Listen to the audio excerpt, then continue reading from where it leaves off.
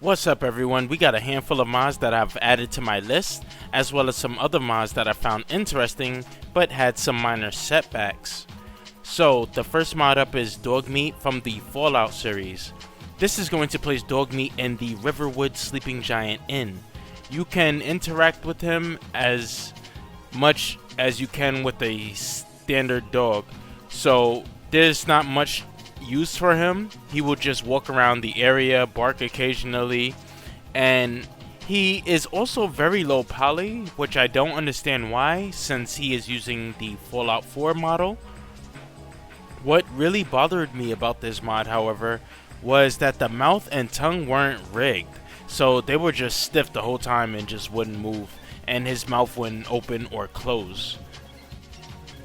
The next mod is a model replacer for the Spellbreaker shield, giving it some nice textures, glowing lights, as well as animations. So you guys know I love me some Dwemer stuff, and I actually think the Spellbreaker is a pretty good shield.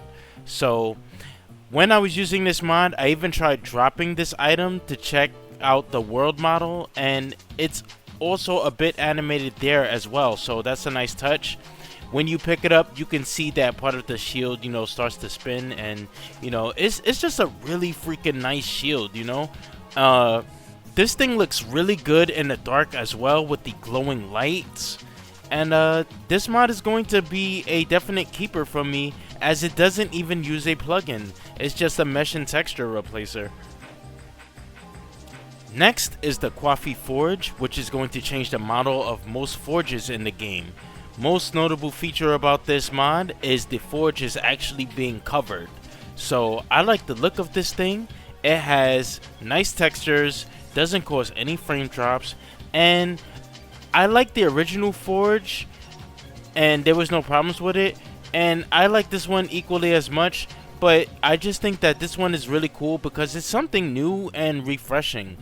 One thing about this mod though is it actually does take up a plugin. I don't understand why, as we've seen plenty of other mods that do texture and mesh replacers and don't require a plugin. Next is the Lunar Guard armor. This set is aesthetically beautiful.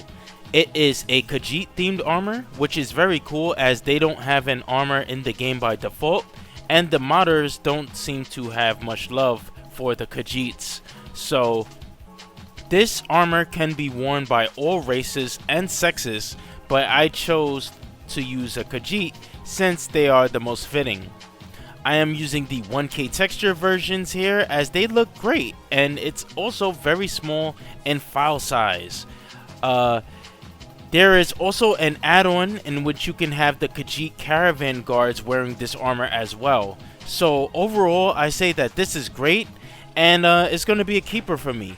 I always welcome the Beast Race and Red Guard themed armors. Next is Dave's UFHD Mountains LE. These things look great, and I will tell you, as long as they blend in well with the textures around them, I am going to keep this mod. This is one of the best mountain textures that I've seen in quite a while, and I think this really stands out in a good way. It's clean and has a nice bright shade to it. I like the textures that make things a bit cleaner and have a lighter shade. Alongside with this mod, I also have another mod called Blended Roads. This is another one of those texture mods that has a big change. Nice, clean, lighter shades, and everything was appearing good on my end with these textures, with the exception that there were patches in the ground that were like really glossy. So luckily there are patches to fix this issue and remove that glossy texture look that some of the roads had. So it just came out looking really nice, and overall this texture mod is really good, and it's going to be a keeper for me. So that's going to do it for me in this video. All of the mods shown can be found on the Nexus, with the exception of the Dogmeat mod that was archived, and now the link to it is broken. So hit the like button to support me, subscribe to the channel if you haven't already. I will see you all next time.